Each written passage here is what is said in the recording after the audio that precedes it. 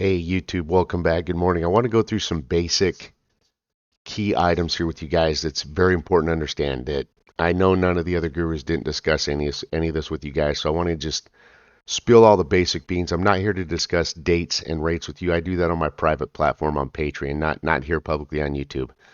Okay. But anyway, here is the basic stuff. The the central bank had minimum requirements in order for the rate change to come forward, guys, right here. Okay, for this top article, it says this is by the central bank. This is from October of 2014. Central bank states the Iraq dinar revaluation has been postponed by the central bank for 5 years. Why? Well, in orange, it says it will be delayed by 5 years given the political. So what they're stating in this is that due to political corruption and instability, they're not ready to revalue the currency. Okay, so the central bank stating that in order for them to delete the zeros and revalue the currency, Iraq must remove their corruption and achieve political stability. That's what they accomplished yesterday by completing the formation of the government. So now that the government's done, okay, they have met the central bank's qualifications to be eligible to revalue the currency. Okay. Second, there's some other key things that I don't think any other gurus were sharp enough to catch on to this. So I'm going to cover it with you guys.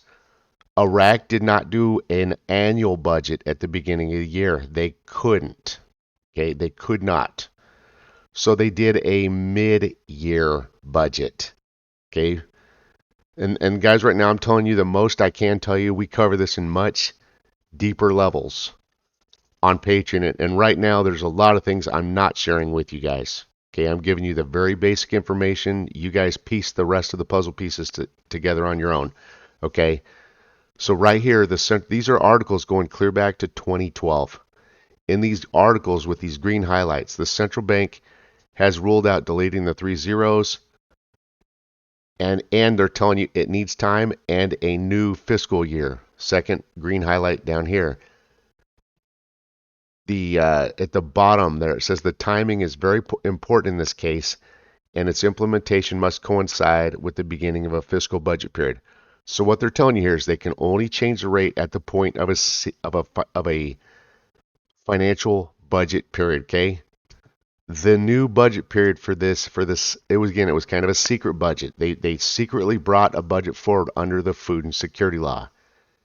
It started in October. The most I can tell you right now, again, because what I'm sharing with you guys, I normally charge for. There's a very specific reason why everything happened and came together to 100% completion. Like they put this thing in overdrive in the month of October, because that was the beginning of their new fiscal budget period. And right here, the central bank's telling you they can only revalue the currency during a fiscal budget period. Okay, that's the most I'm going to tell you guys on this. All right, now, so you guys know they can only revalue the currency at a budget period, according to the central bank statements here. And everything came together in October, which was the start of their new fiscal budget period, which October's their 7th month. And there's another reason why they did not and could not do an annual budget at the beginning of the year. So what they chose to do was a mid-year budget. That's why it started October 1st. Okay. And then again, there's a lot of things I'm not able to tell you guys. That's why I'm only giving you generic information. Okay. And as you see right here, they completely finished the formation of the government. Al-Sudani arrives at the new government palace, begins his work as prime minister. Ministers of Labor and Defense take over their duties in the Sudanese government. Okay. Now, these are key points. Right here it says the era of extension is over. Remember, the central bank said minimum requirements.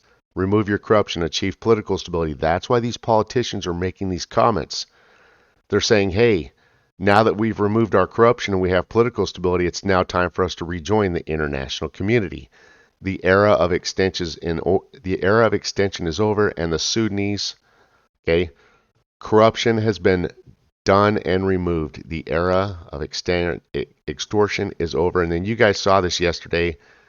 This was a tweet from yesterday. He's a politician. He said, today's session will end the term of a corrupt government from head to bottom. These politicians are making these statements because they're going to be returning to the international community. So anyway, I just wanted to show these to you guys. Okay.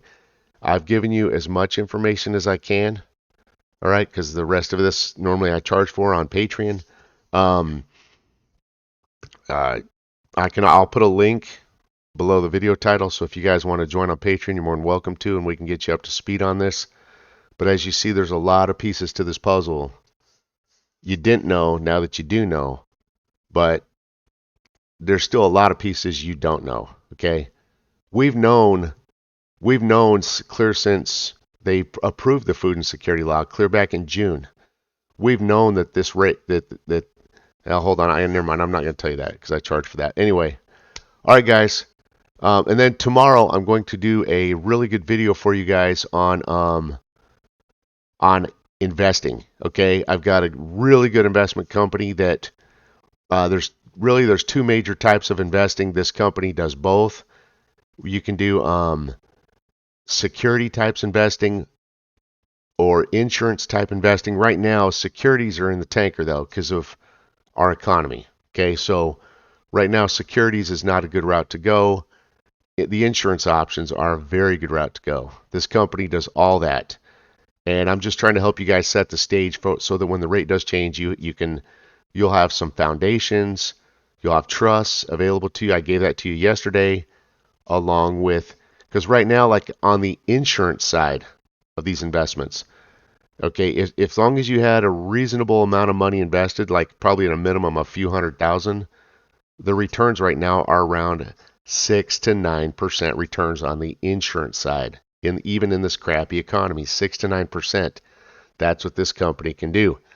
So anyway, guys, there you go. But the government's 100% done, and Iraq is now ready to rejoin the international community. And there's a lot of information you guys still don't know. Hey, you guys are the best. Take care and have a great day.